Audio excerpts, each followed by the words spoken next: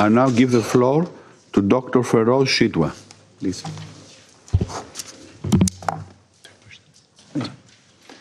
Thank you, Mr. President, members of the Council.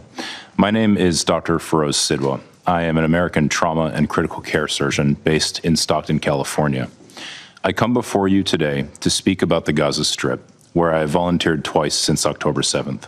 First at European Hospital from March 25th to April 8th of last year, and most recently at Nasser Medical Complex from March 6th to April 1st of 2025. Both are in the city of Khan Yunis. I'm not here as a policymaker or a politician. I'm a physician bearing witness to the deliberate destruction of a healthcare system, the targeting of my own colleagues, and the erasure of a people. The Constitution of the World Health Organization states that the health of all peoples is fundamental to the attainment of peace and security and is dependent on the fullest cooperation of individuals and states. I've taken this to heart, and it is the reason I volunteer in conflict zones from Haiti to Ukraine to Gaza. In Gaza, I operated in hospitals without sterility, electricity, or anesthetics. Surgeries took place on crowded and filthy floors. Children died not because their injuries were unsurvivable, but because we lacked blood, antibiotics, and the most basic supplies that are readily available in any large hospital anywhere else in the world. I did not see or treat a single combatant during my 5 weeks in Gaza. My patients were 6-year-olds with shrapnels in their heart and bullets in their brains, and pregnant women whose pelvises had been obliterated and their fetuses cut in two while still in the womb.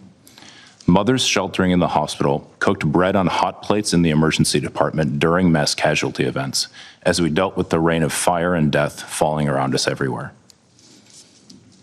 Mr. President, the foundations of life in Gaza, family, health, and community, have been shattered.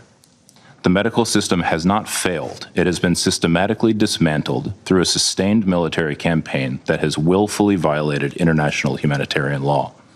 Civilians are now dying not just from the constant airstrikes, but from acute malnutrition, sepsis, exposure, and despair. Between my 2 visits to Gaza, I witnessed a sharp decline in patients' health, driven not just by injury, but by worsening hunger and malnutrition that left their bodies weaker, their wounds slower to heal, and their survival far less certain. And let's not forget, this is a man-made catastrophe. It is entirely preventable. Participating in it or not, allowing it to happen is a choice. This is a deliberate denial of conditions necessary for life: food, shelter, water, and medicine. Preventing genocide means refusing to normalize these atrocities. It means refusing to dehumanize the Palestinians, to refuse to see them as calories counted or numbers of trucks moved. We see now that this way of thinking has brought about a human dignity crisis, with an entire people on the edge of survival. On March 18th, the ceasefire was violated by Israel. That day, I witnessed the most extreme mass casualty event of my career at Nasser Medical Complex. 221 trauma patients arrived in one morning. 90 were dead on arrival. Nearly half were severely injured children. No health system on earth could cope with this, least of all one that is besieged and starved of supplies. Hospitals are meant to be sanctuaries. Healthcare workers and first responders are supposed to be protected. Children are supposed to be protected. In Gaza, these protections are simply gone. Every day, the distinction between combatant and civilian is erased. Most of my patients were preteen children, their bodies shattered by explosives and torn by flying metal. Many died. Those who lived often awoke to find their entire families gone. Last year, I published in the New York Times a survey of 65 American healthcare workers who had served in Gaza. 83% of them reported seeing children shot in the head or the chest. I personally treated 13 such cases in my 2 weeks at European Hospital. According to the War Child Alliance, nearly half of Gaza's children are suicidal. They ask, why didn't I die with my sister, my mother, my father? Not out of extremism, but out of unbearable grief. I wonder if any member of this council has ever met a 5-year-old child who no longer wants to live, let alone imagined a society in which so many young children feel this way. And what astonishes me is not that some children in Gaza have lost the will to live, but that any still cling to hope. My Palestinian friends, mostly healthcare workers, no longer speak of resilience or even survival.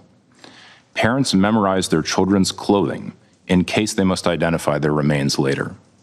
They pray for one piece of bread to give them before they sleep so that their children might die less hungry if they are killed at night. And meanwhile, my Israeli and American friends express horror at what is being done in their names. Many of us cannot understand how our governments continue to arm this senseless destruction, but you in this chamber have the power to stop it. Mr. President, I am here because I have witnessed what is happening in Gaza with my own eyes, especially to children, and I cannot pretend not to have seen it. You too cannot claim ignorance. I urge the Council, and especially my own government, to act with urgency on these enforceable measures. 1. Demand an immediate and permanent ceasefire, including a halt to all arms transfers to all parties to the conflict, alongside targeted and lawful sanctions on Israel. 2. Demand the reopening of all of Gaza's crossings and guarantee unrestricted medical evacuations, including to hospitals in the West Bank and East Jerusalem, where Palestinian patients can be treated by Palestinian doctors, with safe return to Gaza assured. 3. Guarantee sustained humanitarian access throughout Gaza, allowing all essential supplies, shelter, food, water, fuel, and medical supplies to reach all people in need. 4. Strongly and explicitly reject the weaponization and politicization of aid embodied by the Gaza Humanitarian Foundation, whose executive director, a veteran of the U.S. Marine Corps, publicly resigned on Sunday, citing the foundation's lack of adherence to humanitarian principles.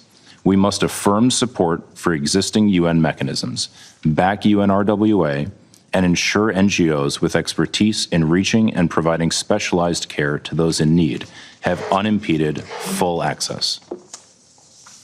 5. The immediate and unconditional release of all hostages. 6. The immediate and unconditional release of all healthcare workers, including Dr. Hussam Abu Sufia, now held in Israeli detention for more than 150 days. And 7, without delay, uphold the UN Charter and act now to prevent genocide. One day, Gaza's survivors may have a record of the empty promises made by the members of this council as their wounds deepened and their lives were lost.